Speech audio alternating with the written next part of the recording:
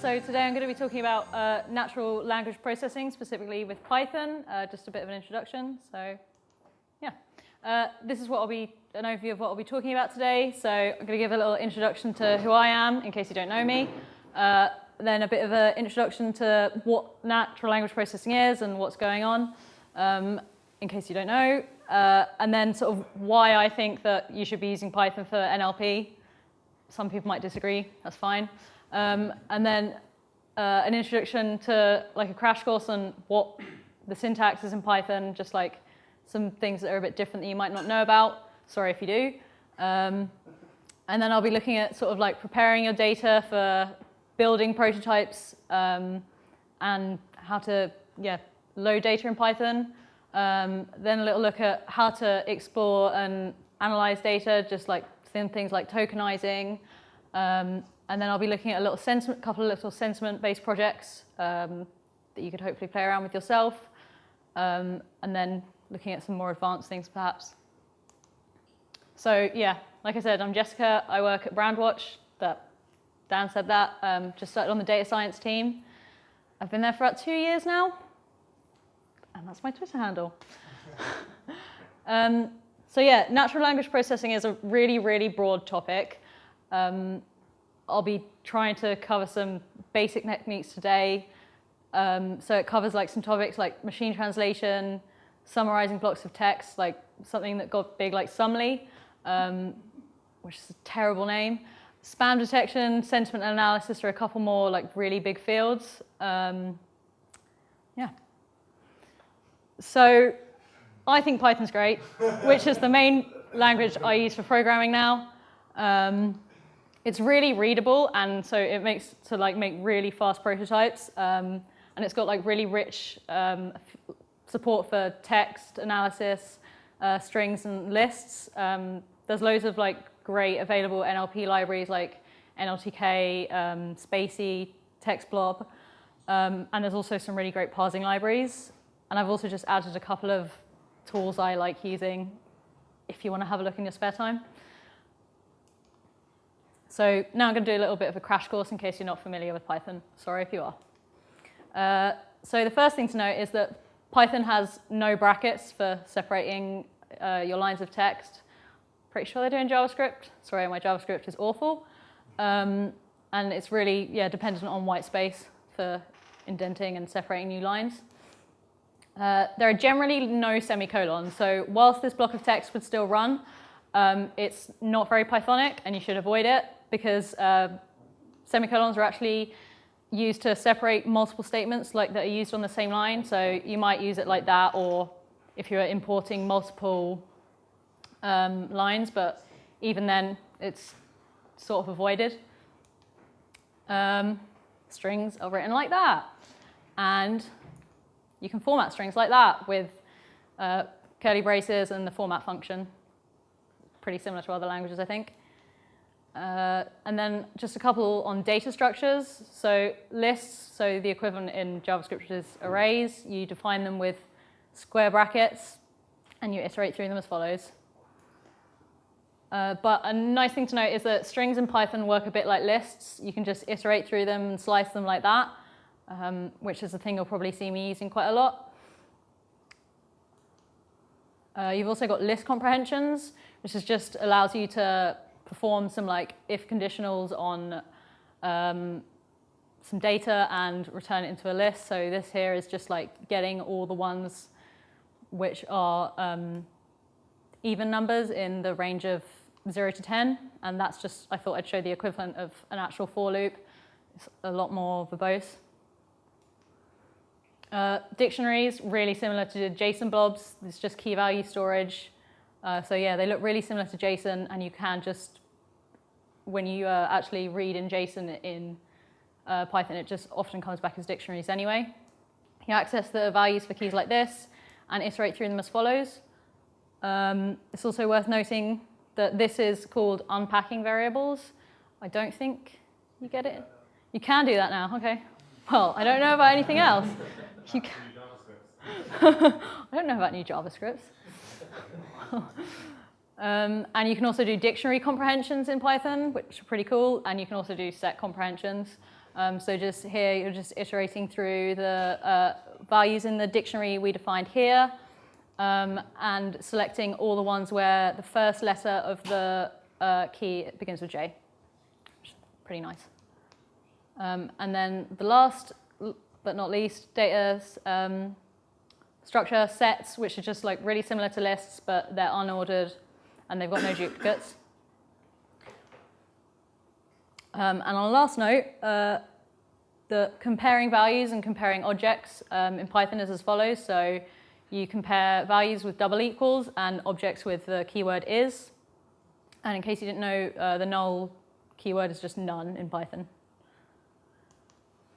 And I also included a couple of links to coding style in case any of you are interested in making your code super Pythonic and really annoying with Pep 8. So yeah, just a little intro to getting started with NLP in Python. In case you need to, that's how you open and read text files from a local file, and then like this for online files in case you need to read in online text files to process. And then I'm going to do a little introduction to NLTK, which is a really popular NLP library in Python. It's quite old and it's not often updated now, but it's really great for educational purposes, which is why I'm introducing it here. It's got like loads of, it's got a free book included. It's got like loads of open data sets that are free you can just use. So it's great. So the first thing I want to go over is tokenizing. So tokenizing is where you just split your document up into like logical chunks, which is usually broken up by sentences. So if I wanted to tokenize the first line of from Alice in Wonderland, it would end up looking like this if I use the default NLTK tokenizer, and it just breaks it up on, it looks like punctuation and spaces. The next thing is stemmers and lemmatizers. They basically just reduce words to their like normalized form. So like am would become be and cars would become car. That's how you use a stemmer, and this is how you use a lemmatizer in NLTK. So they look like they do pretty much the same thing, but stemmers are a lot more naive and they don't analyze the text like a lemmatizer does. But they're a lot faster. So if you just want to chunk your text and just have it in a comparable format, then you're better off using lemmatizers if you just want to like cluster the text, the similar text in some way. But like, so you'll notice things like the E of Alice has just been chopped off, but that's not a plural just because it's got an E on the end. The same with like Lewis, but, oh, Carol as well, that's really crap. So what is lemmatizing? Lemmatizing is like just the same as stemming, so it's still like reducing it to its like normal form. This one doesn't work so well because I haven't added in like the part of speech that it is, which I'll come to later. But it just basically considers the context, and it doesn't just like do it naively and go through and just chop off where it sees an S. Okay, so stemmers do it lexically. Yeah. Very locally towards the end or the beginning. Does it remove the beginning as well? No, just from the end, and then yeah. So like plurals, and then lemmatizers consider the context. Okay, so now I'm going to look at exploring and analyzing data. So the first thing that's quite fun that you can do with NLTK is explore the frequency distribution, so we can try find out which are the most informative tokens in our text. So to do this, we can just use the freqdist package from NLTK. Run it against our set of individual tokens from Alice in Wonderland, and extract the top 25 most common, most informative and most common tokens from the text. So that's what it looks like. It's kind of not very informative because it's kept commas and punctuation and stop words. So it's just full of rubbish really, but they've been included because they are like evenly distributed throughout the text, so it makes logical sense, but it's not very useful for us. So we can instead look at the opposite, which are the ones that aren't frequently occurring at all, But again, I've never heard of Brandy and Alice in Wonderland, so it doesn't really tell me much about the text. So instead, we could look at the, still in the frequency distribution, but maybe looking for longer words, which is definitely more useful. So like griffin and creatures and mushroom. What's that one?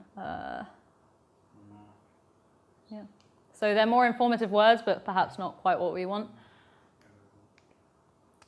And the next part I want to talk about is part of speech tagging, which is also known as pos tagging. So it's where you extract, given a sentence or something like that, whether they're like each token is a verb or an adjective or just a bit of punctuation. So this is how we tokenize using NLTK, and this is using, so loads of different libraries have their own like versions of how they represent the tags, which is really annoying. So this one uses the Porter Stemmer tag set. So like, I don't know them all off the top of my head, but NNP is like a proper noun, and then VB is obviously a verb, and then we've got like prepositions, nouns, injunctions, using a frequency distribution. And from learning how we can pos tag sentences, we can consider the frequency distribution of the types of tags throughout Alice in Wonderland. So again, not very interesting. The most common is nouns, injunctions, determiners, prepositions. It's kind of what you'd expect.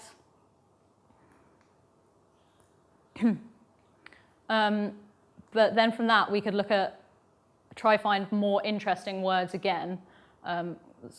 It was difficult earlier, so this is looking more informative already. So this goes through the most common ones we were looking at before and extracting the proper nouns. So obviously Alice, Queen, but it's included a bunch of punctuation. You can't really know why that's happened without like going through and analyzing the individual sentences, but the NLTK pos tagger is not amazing by any means, and this is on like properly written text, so it would just fall apart on tweets. So yeah, now I want to have a little look at sentiment projects, sort of working on the building blocks of what we had a look at before with tokenization. So one of the common approaches to sentiment analysis, while it's not super clever, is rule-based, which is exactly what it sounds like, finding rules in our text and to find out the polarity of the text. So I've just stolen a bunch of reviews from Rotten Tomatoes because I'm a monster that I can analyze. So building from what we had before is I'm going to take the tokenizer and split one of our reviews, I think it's Captain America, into tokens, and then pos tag them and return those. So that's what you can see here. And then I've just built a list of handcrafted rules, and that's definitely not the way you do it in real life, but it's good enough for this. So the first way we could do it is go through and look at the review. So the first review, very entertaining and a far tighter production of Marvel's recent output. So go through and if I find one of the words that's been in our list of words, increment the score by 1. Or if I find it in the negative reviews, in the negative rule, I want to decrement it by 1. So a really simple approach, and it just output 0. Because, well, there was entertain, but it didn't find that because we didn't lemmatise it. So next up, we can add lemmatization. But there's an awful lot to go through, so I've added it to just look at adjectives and do the same again. And it's found entertaining because we had entertain in the rule set. So we can just build upon it like this. And then you can improve it further maybe by looking at words that increment the meaning of things, like if it's really great or very great or too brilliant, might be even better. I don't know. Tweets are terrible these days. So, and then from here we can see that very it's very entertaining, so it increases the score even more. It's just like, this isn't a great approach, but it's just an example of like roughly how a rule-based approach could work. But then you could take it even further and just build upon it. So you could, in the similar way we had words incrementing it like very, we could add modifiers for words like not, or we could add things that decrement it like, oh, it's a little bit good. How could you test drive sentiment analysis like that? Would you find like 100 lines where you know what the score should be? What, for a rule-based approach? Like, yeah. You could get people to like mark it up themselves, I guess. So get people to mark up a bunch of them, and then you can go, well, if it agrees with them, I'm probably right. But which brings me sort of onto a naive Bayes sentiment analysis, which is a bit more sophisticated, I suppose. Which is my words have gone. Yeah, it's I will just move on. Words are not coming. Okay, so this is how you can build a super simple naive Bayes classifier with NLTK. NLTK naive Bayes works by using training data. So I've gone and found a bunch of tweets which are already marked up. So it will be loads of tweets that someone has hand annotated for a very long time and said, this one's positive, this one's negative, and it's very exhausting. And so then I can go through and I can split my data into training data and testing data. So training data is what the classifier will use, and testing data is so I can just see later if it's worked as well as I hoped. Sorry, Jess, if you just go back, could you explain the polarity? Oh, yeah, that's just, the polarity is just like the positive or negative. For some reason, the person's used 4 instead of 1. Oh, okay. It's so strange, I don't understand it. Just in case you get a bit of wiggle, you know. 1, 2, and 3 then? Yeah, they just use 4 and 0. I don't know why. Missing sentiment. Yeah, it seems so obvious. Ask for a beer, get full bag. So yeah, we split our data, and I've just processed it so that it's in a format that makes it easier for each tweet. If it's a positive tweet, I've put it in a tuple with the tweet and the sentiment in a list called either positive or negative. So this is how it looks now. This is a sample of like the negative and positive. It's just the tweet and the sentiment. And now just ridiculous. How's it ever going to learn? Now breaking each down into a bag of words and just making sure it's kept with the sentiment for now, but removing those that are like really small words because they're not going to be informative to us.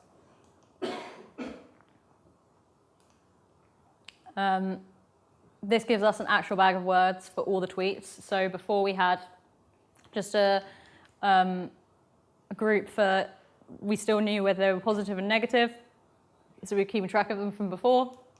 But now we've just got like an ambiguous bag of words for all of the tweets. Oh, which lets us build this.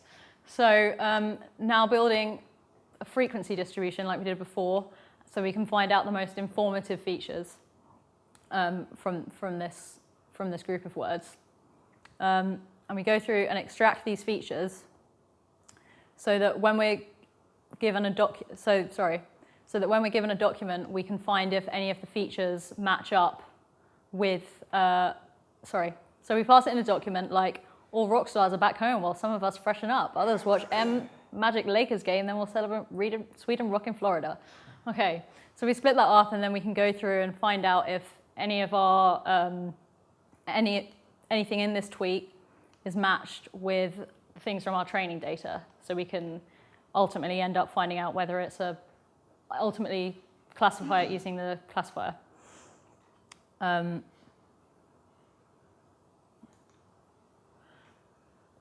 then from that training set we just built, we can build a natural classifier, and this is an output of what it thinks is the most informative features. So the features which bear the most weight for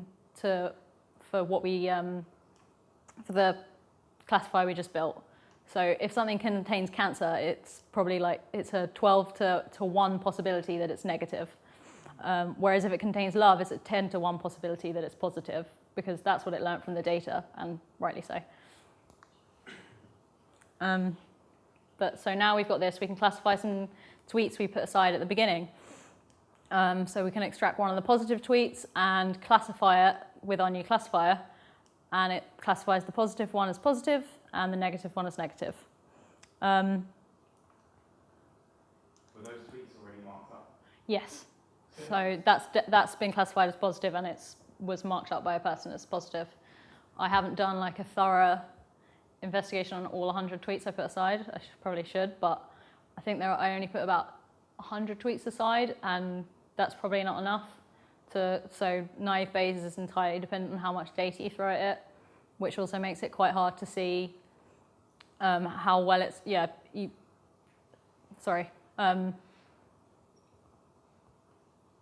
more data you give to a naive Bayes classifier, the better it will perform. But obviously then you've got the alternative of having to mark up loads of data, and if something doesn't classify correctly, as we'll see later, it's kind of hard to see where it's gone wrong, and you just have to throw more data at it. And if it comes across a feature it hasn't seen before, it's not going to be able to classify it, or it's going to classify it incorrectly. So now I thought I'd just do a little demo on so we could look at maybe the sentiment that co-occurs along with smileys using the classifier we've already built. Yay, loading in tweets. This is a lot of code. Right. I'm not going to go through and explain all of this because it would be really boring, but basically these are the Unicode ranges for emojis. And they're in like 2 different ranges, which was why they've had to be compiled separately. So it just finds any of those ranges in a tweet. I am going through all of this. And then goes through and classifies a tweet. And if a tweet exists, it finds the emoji in our dictionary and increments 1 to it, or it increments 1 to it if it's a negative tweet. And then that's the result of all our emojis below. But it'll be a bit more useful in a graph. So I don't think this is going to be super informative, but we can have a look anyway. Well, it's not bad. So the crying emoji appears far more often with negative tweets than positive tweets. The happy emoji appears more or less an equal number of times with both, which makes me think that it's not a very good classifier. And the crying, the joyful tweet, the emoji, is appearing with negative far more than positive. So I don't think this classifier had anywhere near enough data, or maybe people are writing really weird tweets. But is your splitter working in a way where the emojis themselves become words classified by the naive Bayes classifier? No, because I don't think there are any emojis in the data set I had. Oh, okay. So there's no emojis in the training data set, just in the one that you then... This is just separate data that I found, which I just gathered myself to try and maximize the amount of emojis that I could get back, but there weren't many, and then tested it against the... I've not used the training data, I've not been nice to it. It's just completely new data. Yes, okay. Yeah, so there's still a lot going on beyond NLTK. Like, it's quite a limited library, really, and I hope that some of these demos have given you an idea of what you can go away and do. If you're actually interested in going like far beyond NLTK, there's a lot of interesting and better, faster libraries about at the moment. Like, there's a Python library called Spacey, which is really cool, which has like built-in named entity recognition and tokenization, which is far superior to NLTK's. And you might have heard of the Google's dependency parser that came out recently, which is open source, I think. So there's a lot more things you can look at that are a lot more relevant, but I hope this has sort of given you an idea of getting started, and it's not too hard at all, really. Can you say the name of Google's new parser? Parsi McParsiface. Parsi McParsiface. And it's on GitHub. So you can, this is just a Jupyter notebook, so you can just run it yourself and it should be easy. Yes. Okay.